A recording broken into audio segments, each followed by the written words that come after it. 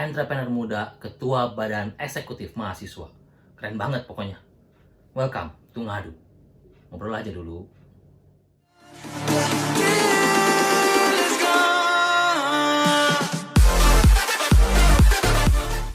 Halo Eka Putra. Wais. Halo, Ini Sir.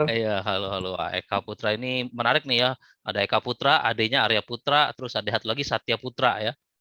Benar, Dari benar, yang tiga, benar. oh keren namanya, menarik apa similar gitu. Nah, tapi Eka ini bukan murid saya nih, cuma ini murid istri saya, cuma kita pernah ketemu lah di beberapa occasion gitu ya. Nah, sebelum kita ngobrol lebih jauh, can you tell us a little bit, Eka, about you? Oke. Halo semuanya, salam kenal. Aku Eka Putra Swandojo. Dulu ya benar, pertama kenal karena alumni dari Tunas Bangsa. Sekarang aku semester 7 di Podomoro University, ambil jurusan entrepreneurship. Pada Mora University itu menarik ya gitu, karena yang dekat itu kan, dekat CP itu kan? Iya, benar-benar. Ya betul, yang kelihatan antara CP sama Neo Soho itu ya. Jadi Dia gedungnya di kuliah, APL Tower. jadi kalau kuliah masuknya lewat mana? Nah, itu ada dua. Karena dia itu kan di APL Tower. Jadi kalau pagi, biasa karena aku kan tinggal di Taman Anggrek, jadi jalan kaki. Biasa Oh aku masuk dari iya. APL Tower, itu ke lantai 5. Tapi kalau mungkin teman-teman yang bawa mobil kadang, atau kalau udah siang, bisa masuk dari CP itu tuh, di mall yang sebelahnya Celebrity Fitness, Oh di iya. lantai 4. Oh, situ Itu bisa. bisa juga. Mm-mm. Oh iya iya, keren juga ya ada di situ ya, bisa masuk dari mall. Tapi kalau karena kamu udah deket ya dari TA ya. Kuliah cuma jalan-jalan aja dong berarti. Kalau kuliah jalan dong. Iya, kalau naik mobil lebih lama kayaknya malah ya. Malah muter ya, malah macet ya. Iya Muter-muter. benar benar benar. Nah, kita bakal ngobrol-ngobrol nih ya tentang satu itu entrepreneurship gitu ya. Itu salah satu jurusan yang cukup menarik lah. Kalau sekarang kita tanya ke anak-anak muda, mau jadi apa? YouTuber mungkin kan, atau entrepreneur gitu kan. Kayaknya itu sesuatu hal yang keren lah gitu kan dibanding jadi karyawan. Akhirnya juga aku lihat trennya banyak nih marak universitas yang akhirnya buka jurusan entrepreneurship gitu kan. Nah, cuma mungkin sedikit diceritain dulu kali ya, belajar apa sih gitu di dalam situ tuh Kak? Mungkin kalau entrepreneur ya teman-teman tahu kan ya belajar kayak bisnis lah, itu kan secara Oke. kurang lebih umumnya. Cuman makanya karena orang kan suka nanya ya, bedanya kalau gitu sama sama bikin bisnis apa? Ini kalau Hmm. aku mungkin ngelihat dari perspektif aku anak Podomoro University, jadi mungkin bisa beda juga ya tiap jurusan di entrepreneur di kampus lain. Ya, ya. Cuman kalau yang aku rasain dan aku mungkin sedikit banyak misalnya tukeran cerita sama teman-teman yang sekolah bisnis gitu ya. Mungkin kalau yang aku perhatiin, kalau di entrepreneur ini kita banyak prakteknya sih, teorinya tetap ada, tapi lebih sedikit. Jadi banyak kegiatan praktek-prakteknya gitu sih. Itu mungkin pembeda utamanya ya dibandingkan sekolah business school. Ya, oke. Praktek nih jadi benar-benar langsung jualan gitu, bikin produk, jualan gitu. Praktek itu mungkin dari sisi ya kita diminta ngebangun bisnis gitu ya kurang lebih.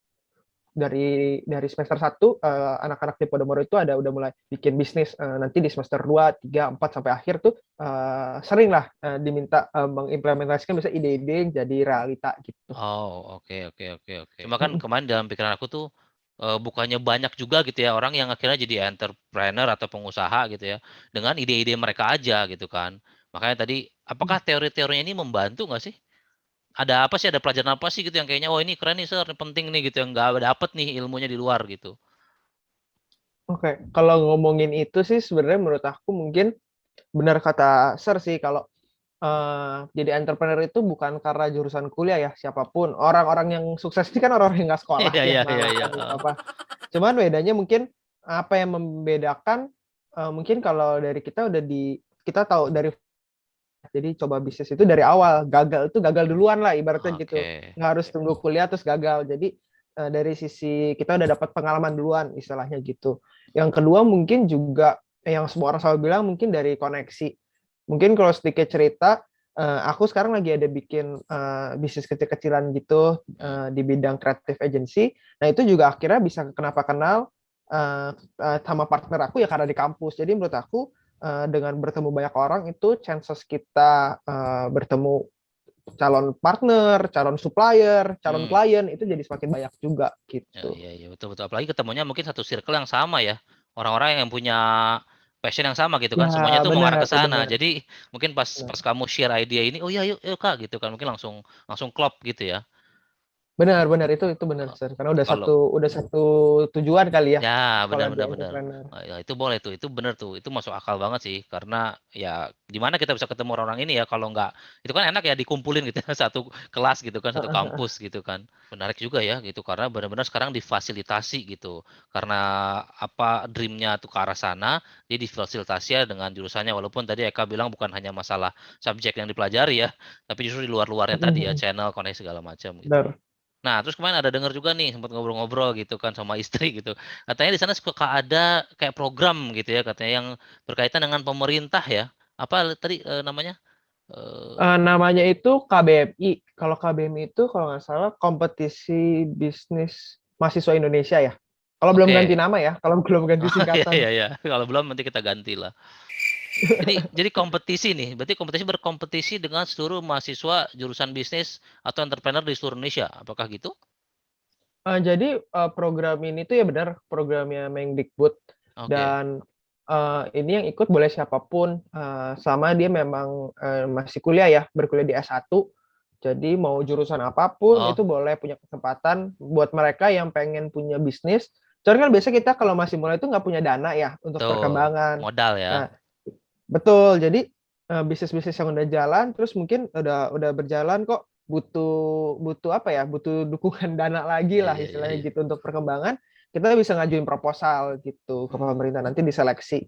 Kita kayak ngisi di website gitu sih. Ya Oke. pertanyaannya seputar bisnis kita sih kayak Oke. apa cerita di balik bisnis kita, Oke. misalnya strategi marketingnya seperti apa, target marketnya siapa, penjualannya gimana gitu-gitu. Oke, harus lengkap dulu ya.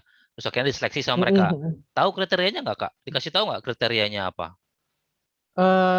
Enggak juga sih, kriterianya, tapi kalau menurut aku dari pengalaman Mhm. pasti ya bisnis-bisnis yang punya value lebih ya, Oke kita oke sebutnya noble purpose, jadi punya tujuan yang mulianya itu, oke. lebih dibanding bisnis lain itu pasti lebih kayak dapat, apa ya, kayak lebih langsung mungkin berbeda ya, jadi tampil beda, Ya jadi langsung nilai menarik plus ya. perhatian. Heeh heeh heeh. Bener bener bener. Oke, waduh. Nah, karena dengar-dengar nih Eka tembus terus nih katanya nih setiap ngisi nih katanya. Wah, katanya bilang tadi berdasarkan pengalaman berarti ada berapa kali nih, Kak, pernah kayak gitu?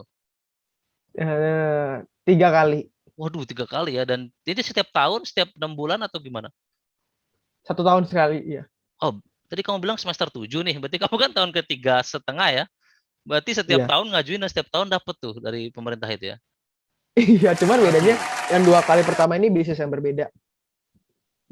Sama ketiga. Jadi tahun kedua itu bisnis yang sama. Oh Cuman gitu, oke. aku udah nggak lanjutin di sana. Mhm. eh, yang tahun ketiga bisnis yang berbeda gitu. Oke. Apa tuh bisa ceritain dikit nggak? Bisnis yang tahun pertama kedua apa tuh? Waktu di area mana lah gitu atau beda seperti apa? Tahun pertama, tahun kedua ini bisnis di F&B namanya Bro Bites, yaitu brownies. Itu memang karena kita dari project sekolah sih awalnya. Oke.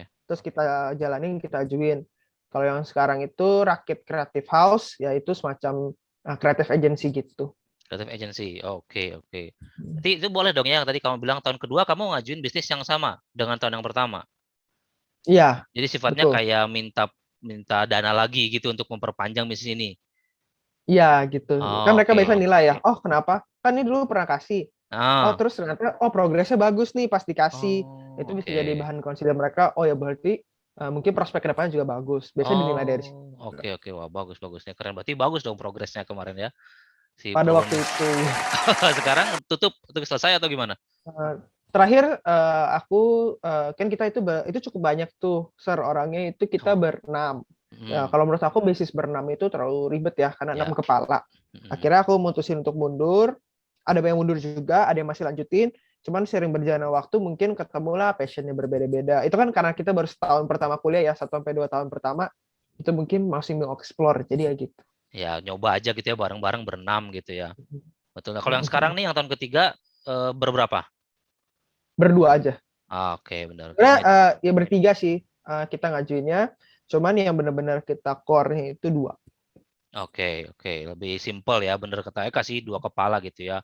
Aku juga dulu pernah gitu ya, nyoba-nyoba bisnis kopi ya, dulu mungkin kita pernah ke sana juga, itu Kopaja. ya Kopaja itu ya, kopi aja. Itu berempat sih, emang cukup lumayan ya saat saat mau ambil pendapat atau keputusan emang cukup lumayan, walaupun emang plusnya adalah masing-masing bisa kayak bagi-bagi tugas gitu. Yang satu bagian supply, yang satu bagian marketing gitu kan ya. Kalau untuk secara dananya ini nih, Kak, Berapa sih nominalnya gitu? Apakah fix atau emang kita ngajuin aja nanti dia yang setujuin? Kita ngajuin tapi ada maksimalnya ya. Maksimalnya aku lupa. Kalau nggak salah waktu tahun pertama sama kedua itu nilainya sampai maksimal 20 juta kita bisa ngajuin. Oke. Tapi yang ke tahun ketiga ini kalau nggak salah udah bisa sampai 25 juta gitu. Dan dapatnya itu nggak fix yang kita minta, yang kita 18. Biasa dari dana yang kita minta kan biasa mereka review ya. Oh kira-kira Hmm. ini nggak perlu deh, atau ini terlalu mahal deh, ini bisa ganti ini. Nah mereka review gitu. Jadi biasa selalu di under dari yang kita ajuin sih dari Oke. pengalaman. Heeh. Tapi ini benar-benar fungsinya apa sifatnya benar-benar gratis ya, dikasih gitu. Kita nggak harus return apapun. Enggak, ya benar. Ini sifatnya hibah sih, hibah dana. Wah, oke oke. Wah, keren Heeh. ya. Berarti ini benar-benar bisa diajukan oleh mahasiswa dari jurusan manapun, selama mereka punya proposal bisnis lah gitu ya, yang layak gitu ya. Ya kurang lebih. Wah, Benar. oke oke. Menarik nih, Kak, karena nggak banyak lah gitu. Aku aja sendiri ya baru tahu gitu. Mungkin teman-teman nanti yang nonton, yang punya ide-ide bisnis ya, mereka bisa apply ya. Itu kemana tuh, Kak? Bisa dikasih ada info websitenya atau is it a website, is it Eh, aplikasi Instagram lewat apa nih? biasanya sih coba mungkin bisa di-search KBMI gitu. Oh, di search aja Kadang dia KBMI tiap ya. tahun agak berubah-berubah gitu sih. Oke oke. Berarti nanti coba di search aja KBMI gitu ya. Bisnis yang udah berjalan selama 6 bulan yang bisa Oh mengajukan. gitu, malah jadi nggak boleh kalau baru mau ngajuin bisnis malah bukan ya, bukan untuk itu ya. Bukan, beda. Beda, mungkin Oke, beda tujuan ya. jadi dia emang pengen lihat dulu kali ya, 6 bulan kemarin tuh seperti apa progresnya, makanya maksudnya layak untuk didanai atau enggak gitu ya. Oke oke oke, Benar. that's Takutnya great. mungkin cuman mau ambil duitnya atau lain sebagainya ya. Cuma nanti Benar dikasih benar duit nggak dijalanin atau benar benar. gimana. Benar-benar masuk akal sih. Pemerintah juga pengen lihat dulu ya keseriusannya, progresnya seperti apa dan akhirnya mereka menilai. Benar masuk akal sih. Bagus bagus sih ada program seperti ini baru tahu gitu. Dulu pernah tahun lalu ngobrol-ngobrol sama, Nadine ya, Nadine yang duta air Mm-mm. tuh. Nah itu juga, Mm-mm. cukup jadi informasi yang sangat lumayan gitu buat teman-teman karena nggak banyak yang tahu duta air gitu. Bahkan kayaknya cuma waktu itu cuma TB deh kayaknya yang kayak ada sekolah yang ngirimin orangnya duta air gitu. Tapi waktu itu akhirnya ya lumayan ada beberapa yang respon, "Oh ada ya program seperti ini," gitu kan lumayan ya bisa jadi CV gitu ya, bisa jadi pengalaman juga. Iya, Itu, wah keren banget sih Kak, benar. berarti kalau kalau 3 tahun kamu dapat terus kan berarti harusnya ya secara logika berarti proposalnya oke, berarti bisnisnya oke gitu kan. Ada tips-tips nggak Kak gitu? Berarti kalau menurut kamu gitu satu 2 hal gitu yang paling penting apa sih yang harus ada dulu? Yang harus ada dalam bisnis, menurut aku bisnis yang bagus itu yang menyelesaikan masalah. Oke Jadi bisnis itu sebagai sebuah solusi. oke Yang oke. kedua, punya tujuan yang clear ya. Nah, kita tahu bisnis ini ke depannya mau kayak gimana, harapan kita. Jadi nggak cuman, oh yaudah sambil jalan sambil mengalir, tapi harus ada kayak target-target tertentu lah. Itu supaya kita keep on track kan. Jadi kalau kita lagi capek, kita lagi jenuh, kita ingat lagi kenapa kita memulai gitu. Karena kan Mmm, tujuan kita ingin tercapai. iya Mungkin yang iya iya. ketiga, ini ya, kalau masalah di komunikasi kali ya, khususnya buat teman-teman yang mau partneran gitu, karena milih partner itu juga nggak gampang. Kayak aku tadi yang pertama berenam, akhirnya jadi berdua karena lebih Mhm, merasa cocok. Karena kalau bisnis itu ya teman, kerja ya kerja, semua orang bilang gitu betul kan, dan itu bener betul. banget sih, jangan sampai entar masalah, karena apa namanya, uang, bisa juga karena kadang kita sama teman main tuh kayak, oh ya udah sama teman gitu. Jadi kadang nggak bisa bedain, gue harus nge-treat itu secara partner bisnis atau secara teman main, gitu. Benar benar benar benar. Wah, setuju banget tuh, benar ya. Yang ketiga juga gitu ya, berbisnis dengan teman itu enak ya, punya partner teman tuh enak. Tapi di satu sisi juga benar nanti kayak kita nggak tahu batas gitu ya, ini lagi teman apalagi Bener, profesional sebagai partner bisnis gitu kan. Terus juga tadi bener. saran yang memulai atau targetnya apa, ingat lagi balik lagi ke kenapa kita mulai, itu juga setuju banget. Sama yang pertama itu kayaknya aku malah sering dengar juga tuh kan, di mana kita tuh giving solution, bukan selling product Mhm, gitu kan. Oh, bener, orang, punya masalah ini, nah kita come up with this solution gitu kan, dengan produk kita atau dengan betul, jasa kita gitu ya, itu bagus sih, betul. keren sih.